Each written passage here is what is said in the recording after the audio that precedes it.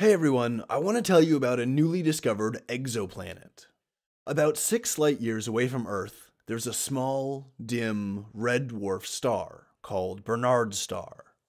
This red dwarf is moving really quickly relative to the Sun, at around 310,000 miles per hour, or 500,000 kilometers per hour. At that speed relative to the Sun, Barnard's star skips across the sky, moving about the width of a full moon every 180 years or so. In about 10,000 years, Barnard's star will be 3.8 light years from the Sun, making it our newest, closest interstellar neighbor.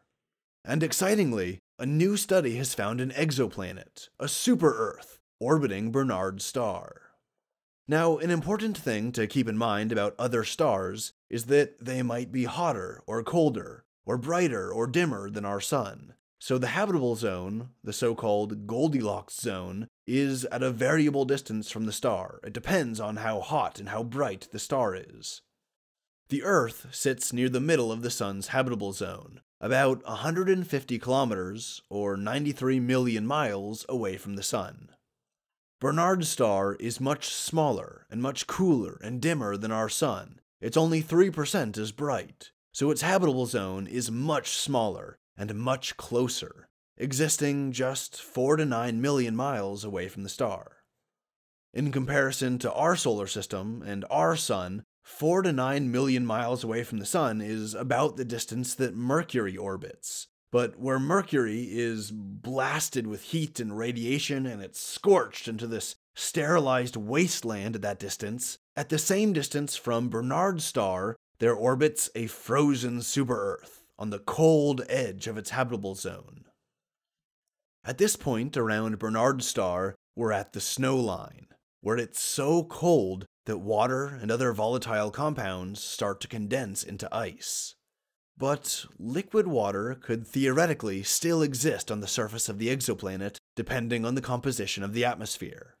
For example, a Venusian atmosphere characterized by greenhouse gases that trap in heat could potentially establish a moderate climate, despite the planet orbiting on the colder edge of the habitable zone. If you have all these greenhouse gases in the atmosphere, and they trap as much of the heat as possible into the atmosphere, then even if the planet is far away from a dim star and it's only getting a little bit of heat, that might be all it needs to stay temperate and relatively habitable.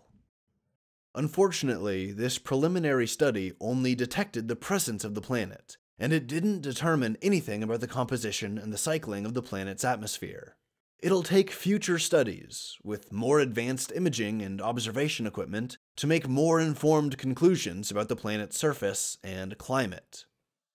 This is really interesting to me, because even though the planet is most likely a frozen, ice-covered super-Earth, it still has some potential for life. Theoretically, the equatorial regions might be warm enough, such that solid ice melts into liquid water. A thin band of habitability may belt the planet. Or, better yet, it may have enough methane and CO2 in the atmosphere to keep the whole surface relatively temperate. If that's the case, then it seems quite probable that the entire surface could be home to life. If not complex life like alien plants and animals, then at least some kind of alien microbiota. And here's a really fun idea. Do you remember that interstellar asteroid Oumuamua? A study that I talked about last year on Oumuamua's trajectory and origin estimated that these kinds of large interstellar asteroids could saturate the cosmos and potentially spread biomolecules and microbes from star system to star system through panspermia. Over the eons, this slow process of material exchange could distribute complex biomolecules and perhaps even microbial life between planets in distant star systems. With all of this in mind, I wonder if this new, frozen super-Earth exoplanet could have been seeded with life from some other, more hospitable world.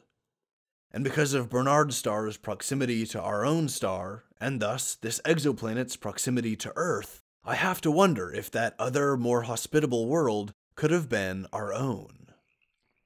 Now, if these layers upon layers of assumptions about the exoplanet around Barnard's star are true, then it might host life that shares a genetic and biochemical ancestry with Earth life. We'll need more comprehensive studies to find out for sure, but for now, it's just a really fascinating possibility.